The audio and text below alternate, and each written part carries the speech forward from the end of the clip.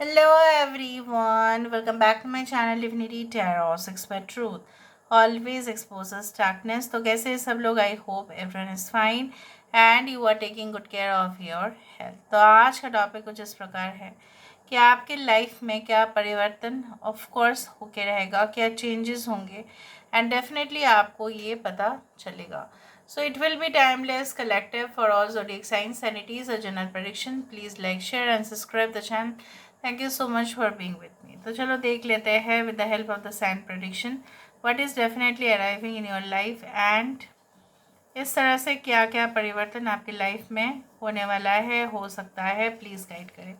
Universe पर guides please guide करें कि मेरे जो व्यूअर्स हैं उनकी ज़िंदगी में ऑफ कोर्स क्या होने वाला है, क्या हो सकता है. प्लीज़ गाइड करें.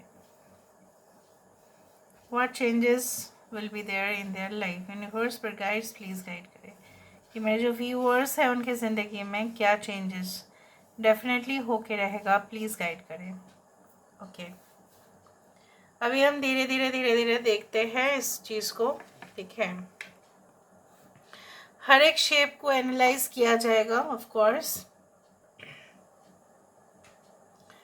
अच्छा, यहाँ पे मुझे इस तरह से दिख रहा है like it is like that. इधर तो ये एक I don't think so this is a large fish, but मुझे इस तरह से दिख रहा है ये कोई maybe it is like a shark या ये एक, हाँ, I do find there is a shark और अ वेल. ये दो जीव जो है ये बहुत ज़्यादा अंडर वाटर रहते हैं. और देखो यहाँ पे कमाल की बात है कि एग्जैक्टली वही शेप आया क्योंकि इसके जबड़े पर कुछ इस तरह से देखो दांत यहाँ पे दिखाई देता है.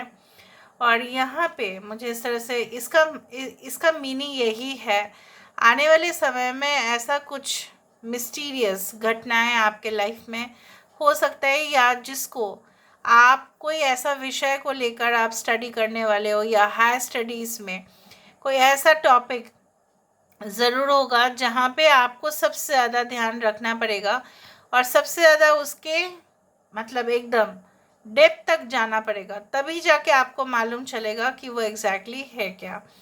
सो there can be like this. और यह हो सकता है कि आप करेंटली कोई चीज़ एसेस कर रहे हो, कोई चीज़ ऑलरेडी आप इन्वेस्टिगेट कर रहे हो या रिसर्च कर रहे हो या कुछ समझने की कोशिश कर रहे हो, फाइंड आउट करने की कोशिश कर रहे हो क्यों कुछ घटनाएं इस तरह से हो रहे हैं and you are not able to find out.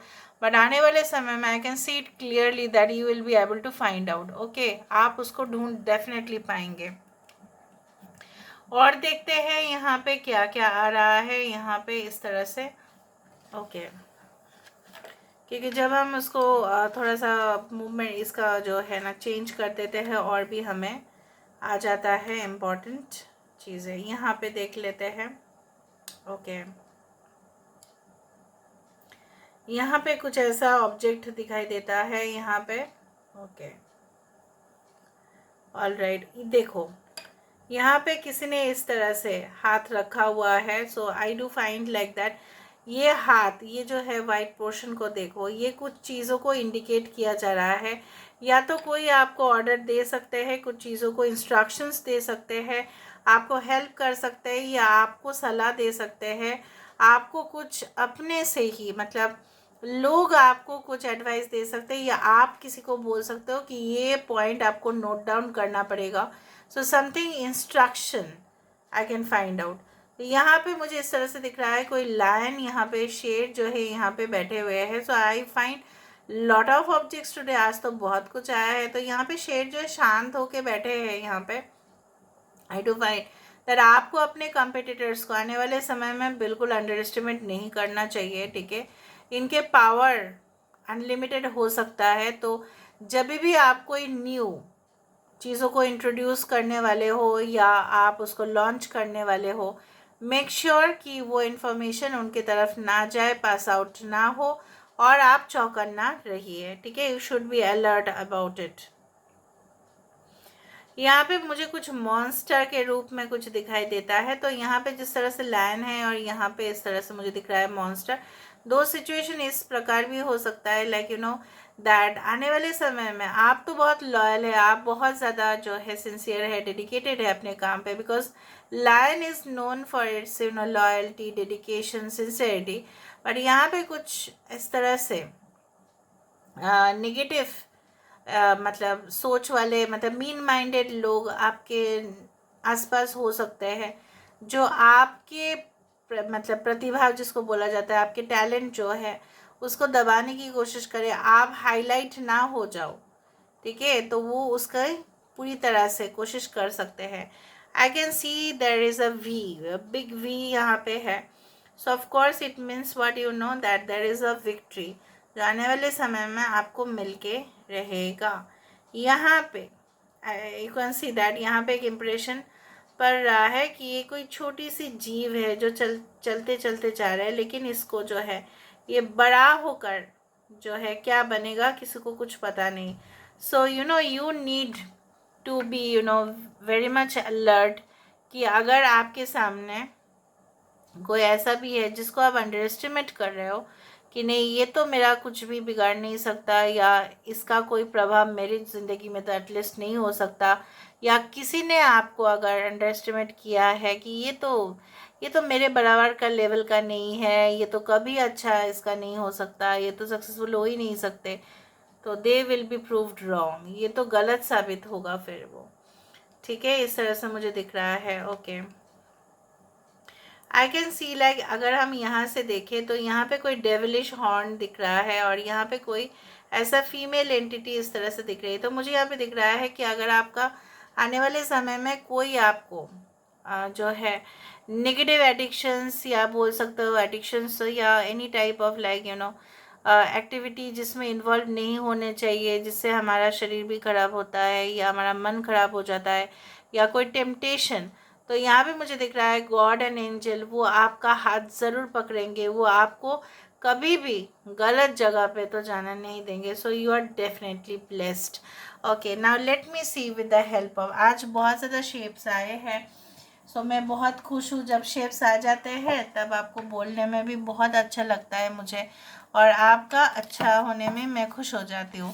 So let's see, let's find out universe with guides please guide करेगी मेरे जो व्यूवर्स हैं उनके ज़िंदगी में ऑफ कोर्स क्या चेंजेस, क्या परिवर्तन होना ही है, क्या परिवर्तन होके ही रहेगा, प्लीज़ गाइड करें यूनिवर्स, प्लीज़ गाइड करें।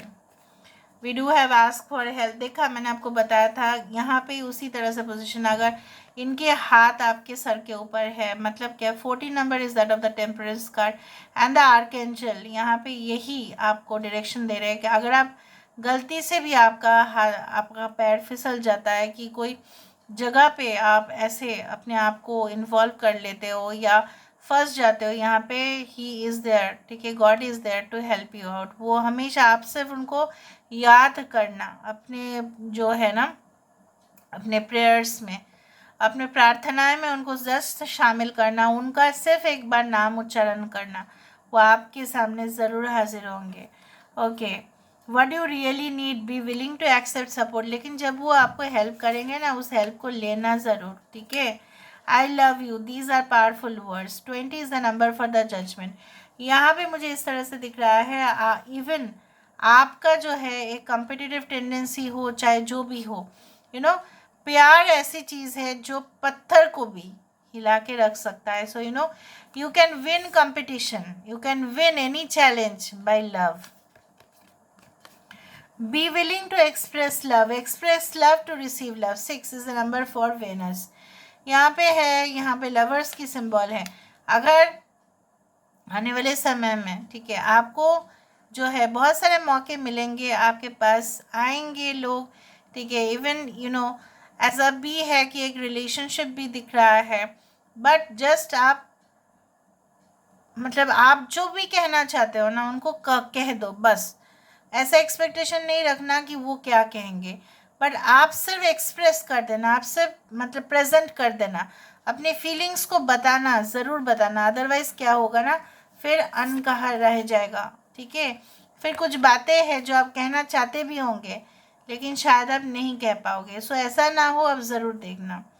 Love endures. Love does not give up or lose faith. Love is hopeful and withstand every situation.